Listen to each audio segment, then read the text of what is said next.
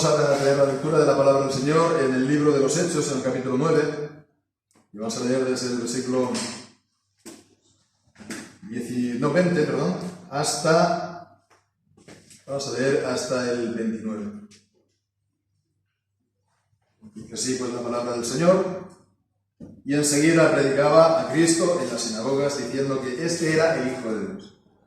Y todos los que lo oían estaban atónitos y decían: ¿no es este el que asolaba en Jerusalén a todos los que invocaban este nombre?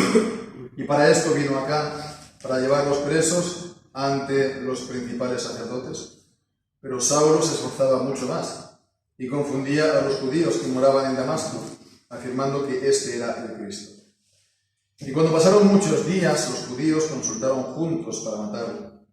Mas sus asechanzas fueron conocidas por Saulo, y ellos vigilaban las puertas de día y de noche para matarlo.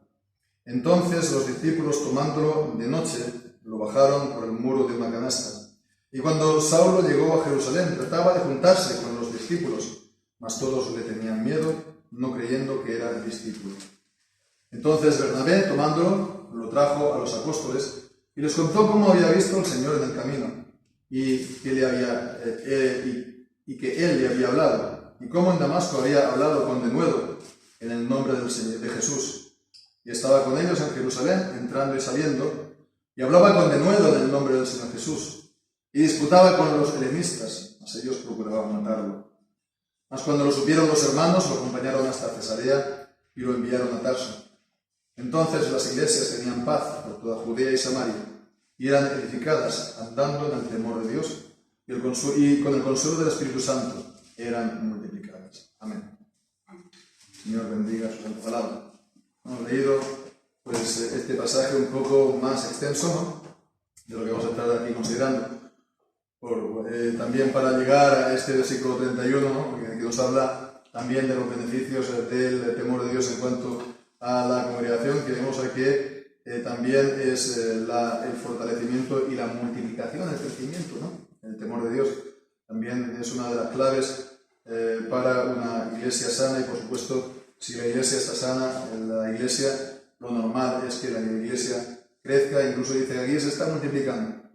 También en este pasaje, un poco extenso, hemos visto también acerca del ministerio de Pablo, y la relación también con los apóstoles de Jerusalén, que, eso ya también lo desarrollará más tarde en la carta a los Gálatas, ¿no? Como que tampoco era algo que él recibió directamente de ellos, ¿no? Pero antes de eso podemos estar considerando los primeros versículos, ¿no?, 20 al 22, que vemos en las Biblias de la SBT, pues están como un párrafo, como una unidad de pensamiento. Porque aquí vemos lo primero que hizo Pablo justo después de su conversión, ¿no?, justo después de su bautismo. ¿Qué es lo que hizo Pablo, ¿no? Vemos que enseguida predicaba a Cristo a las sinagogas. Él, judío, ¿no?, fariseo de fariseos, que había ido entonces a Damasco a arrestar a los cristianos judíos, ¿no?, pero cristianos que habían creído en el Señor, para llevarlos de vuelta a Jerusalén, para forzarlos a abandonar la fe, ¿no? Porque después también cuando Pablo en el libro de los Hechos estará diciendo su testimonio, decía que los forzaba a blasfemar, es decir, que era para que abandonaran la fe por coacciones, por persecuciones, no por amenazas, ¿no? Bien, pues entonces vemos que él a dónde va y qué es lo que hace. Él va a donde siempre iba como judío, a la sinagoga. ¿Y qué es lo que hacía? Predicaba a Cristo y les decía que este era el Hijo de Dios. Y esto vemos que es el resultado de su conversión. Si no se hubiera convertido, evidentemente no estaría hablando de Cristo, no estaría dando testimonio, por lo tanto, de su conversión a Cristo, ¿no? Ese testimonio es el resultado. Por lo tanto, podemos hablar también de las pruebas de la conversión de Pablo. Las pruebas de la conversión de Pablo. Y es una cosa importante, ¿verdad? Ver este pasaje también desde esta perspectiva, porque esto es algo común para todos los creyentes. Hay cosas que son solamente propias de Pablo, ¿no? Como apóstol, etcétera, etcétera. Nosotros no vamos a ir a predicar a sinagogas, creo, ¿no? A lo mejor tampoco tenemos el llamamiento a estar predicando a Cristo, ¿no? Un ministerio de la palabra, ¿no? Un ministerio pues como el que tenía sin duda Pablo, ¿no? Pero vemos cuál es la marca de una conversión verdadera, que va a su medio ambiente, ¿no? Se puede decir, que va a los suyos, que va con los que antes se juntaba y salía o se reunía o incluso daba culto de alguna manera, y entonces les está hablando de Cristo, ¿no? Y esto es algo pues, importante, que todo aquel que se ha convertido, que viene de fuera del mundo, pues seguro pues, lo ha tenido que pasar, ¿no? Que en un momento dado pues, viene a los suyos, a sus padres, ¿no? A su esposa o su esposo, sus hijos, quien sea, ¿no? De los suyos, y les dice: yo me he convertido, ¿no? Yo me he convertido. ¿En qué te has convertido? Pues uno podría decir: vamos, convertido en evangélico, convertido en evangelista, ¿no? Pues sí, bien, está bien, pero es sobre todo convertirse a Cristo, ¿no? Es convertirse a Cristo. Y es lo importante, es lo fundamental, dar testimonio de Cristo. Ellos estaban, dicen, espantados, ¿no? Estaban atónitos. Decían: ¿cómo puede ser esto, no? El que estaba, decía, asolándolos, ¿no? Literalmente los estaba persiguiendo y los estaba destruyendo, ¿no? Si podía, los destruía. Y ahora está, pues, predicando el nombre que él mismo perseguía, ¿no? ¿Cómo es eso posible? Un cambio de la noche a la mañana, un cambio absolutamente radical, ¿no? Y bueno, pues es algo que ellos no sabían de nosotros. ¿Cómo es posible esto, no? Bien, pues entonces ven en la gente un cambio en la persona convertida, en que aquel que verdaderamente se ha convertido ya no es como era antes. Podría ser como Pablo, alguien completamente opuesto a la fe cristiana.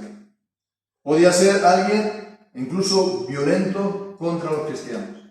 O podía ser alguien que lleva una vida de pecado, una vida de estar perdido en el mundo, ¿no? Puede ser pues una vida de estar pues con filosofías ateas, ¿no? Filosofías humanistas. O puede ser incluso tener otras religiones.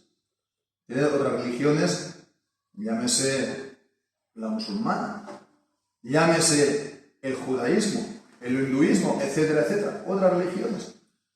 O llámese también otras, dentro del cristianismo, iglesias que están caídas en el error, iglesias heréticas, iglesias apóstatas, ¿no? Pero la cuestión es que aquel que se convierte a Cristo, pues además de que ha habido un cambio en la mente, porque él ahora comprende las cosas, él ha recibido la fe y él cree en el Señor Jesucristo, y hay un cambio de mente, ¿verdad? Hay una serie de cosas que se pasa en el interior de su cabeza, ¿no? Se puede decir así, de lo que él ahora cree acerca de Cristo, acerca de la Biblia, acerca de Dios, ¿no? Y estas son las cosas que están en su cabeza, pero después estas cosas se manifiestan en su vida, ¿no? De manera que la gente que lo vea diga, ¿cómo es posible que este, ¿no?, que era tal, ¿no?, lo que hemos estado diciendo, ahora está hablando de Cristo, ¿no? Esto es, pues, lo importante. Aquel que verdaderamente está convertido da testimonio a los suyos.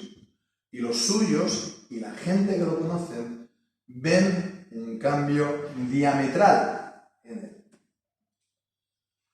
Ahora bien, también pues esto era lo que quería compartir. ¿Qué es lo que está diciendo Pablo aquí? ¿Qué es de lo que él está hablando? Él no está hablando de sí mismo. Él no está tampoco poniendo el foco en su persona. Él no está, digamos, decorando mucho su conversión. Él no está diciendo, pues, haciendo pues, una conversión muy dramática, ¿no?, para que todo el mundo de esa manera vea que Pablo es alguien muy especial, ¿no? Las conversiones dramáticas y las grandes historias de conversión, el Señor las da. El Señor da que a veces se convierta gente muy, muy alejada y gente también, pues, que estaba muy perdida. Y entonces el Señor hace una demostración del poder de su gracia, ¿no? Pero no todas las conversiones son así. No todas las conversiones son así. De gente que estaba, pues, yo qué sé, en X, Y, Z, ¿no? Pero si es una conversión verdadera, él ha nacido de nuevo. Él ha sido regenerado. Él es salvo. Y él es miembro del cuerpo de Cristo, de la Iglesia, y tiene el Espíritu Santo. Lo importante, por lo tanto, no es entonces hacer el foco en uno mismo y decir, mira, ¿no?, pues qué gran cosa pues ocurrió, ¿no?, que lo puede dar el Señor. Lo importante es dar testimonio de Cristo, ¿no? Como Juan el Bautista, hay que tener este mismo espíritu, ¿no? Es necesario que Él crezca y yo mengue. No podemos, pues, pretender que vamos nosotros a crecer en fama, reputación, en admiración de la gente. Bueno, sí, la gente estaba admirada de ese cambio que había ocurrido en Pablo, ¿verdad? Pero no era la admiración como se admira, pues yo sé, a una estrella de fútbol, de cine o de lo que sea, ¿no? Sino por ver una obra de Dios en él. Una obra de Dios en él. Y esto, pues la gente lo ve, ¿no? Y bien, pues ya por último vemos en el versículo 22, Saulo, se esforzaba mucho más y confundía a los judíos que moraban en Damasco, afirmando que este era el Cristo. Entonces vemos a que él se esforzaba también en este testimonio, ¿no?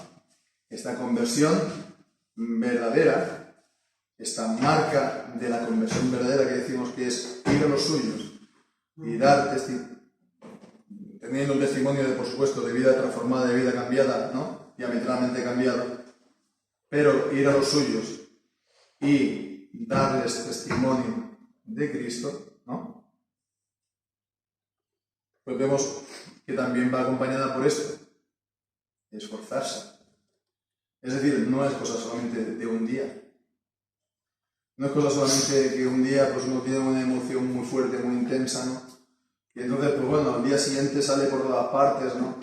A lo mejor reparte folletos o hable con todo el mundo en la calle o lo que sea, ¿no? Pero ya está. 2 o 3 días después se apaga, un mes después ya sigue más o menos igual y después, bueno, no se sabe si. La conversión verdadera es un cambio radical, en la vida de la persona, porque esa persona ha sido regenerada, ha nacido de nuevo, ha nacido de lo alto. Y entonces ese nuevo nacimiento trae sí o sí el permanecer en los caminos del Señor. La perseverancia, si es una conversión verdadera, tiene que tener la perseverancia, ¿no? Y la perseverancia es tiempo. Y el tiempo es esforzarse. Porque, bueno, pues hay veces que uno está mejor, ¿no? Hay veces que las emociones se acompañan, ¿no? Hay veces que las circunstancias van bien, ¿no? Hay veces que uno está feliz, pero hay otras veces que el ambiente es promizo. Hay otras veces que las situaciones no van del todo bien. Hay otras veces que las emociones, pues realmente uno está pues triste, ¿no? Pero la cuestión es que cuando las cosas no van bien, las circunstancias pues no son buenas, etcétera, etcétera, etcétera, eso no es razón para coger y dejar de vivir y de creer y de confesar a Jesús. Porque si es una conversión verdadera, es una conversión debida a creer en Cristo por causa de nuestros pecados, para recibir el perdón de nuestros pecados, para, ser liberados de la carga, de la convicción, del peso de los pecados que están sobre nosotros, ¿no? Y eso, por supuesto, es independiente de si nos van bien o nos van mejor o peor las cosas. Eso es algo que simplemente es, si hemos recibido el perdón de Dios por medio del Señor Jesucristo, es para estar en Él todos los días de nuestra vida. Entonces, solo entonces brevemente, ¿no? Vamos a hacer un pensamiento a lo mejor más breve de lo habitual, pero nos quedamos con estas ideas, las marcas, ¿no?, de una conversión verdadera, o las pruebas de una conversión verdadera, ir a los suyos, anunciar a Cristo y perseverar. Que el Señor nos ayude en el mundo.